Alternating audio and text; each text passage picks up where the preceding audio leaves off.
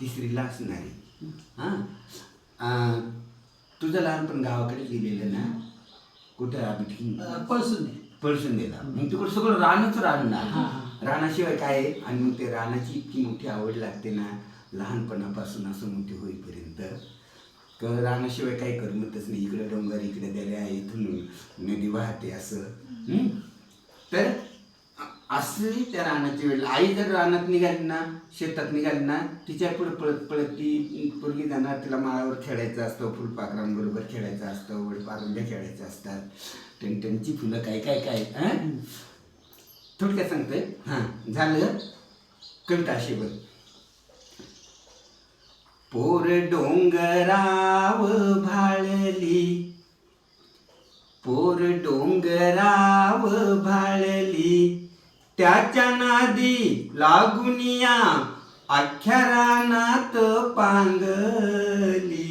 डोंगराव भाळली, रान गवताची फुलं तिच्या कानामंदी डुल, अन चाईचा मोहर गळ्यामंदी गळसर. आहो टणटणी फुलली तिच्या नाकामंदी फुली, अन बुरांडीची फुलं 3 केसात माळली. डोंगराव भाळली, पोर डोंगराव भाळली, पोर माळावर खेळली, अन वारा संग बोलली. वड पारंबीचा झुला तिचा गेला भाळाला, पान साबरीच बोंड खाल लाल झालं तोंड. आहो हसता हसता मुगवताव लोळली.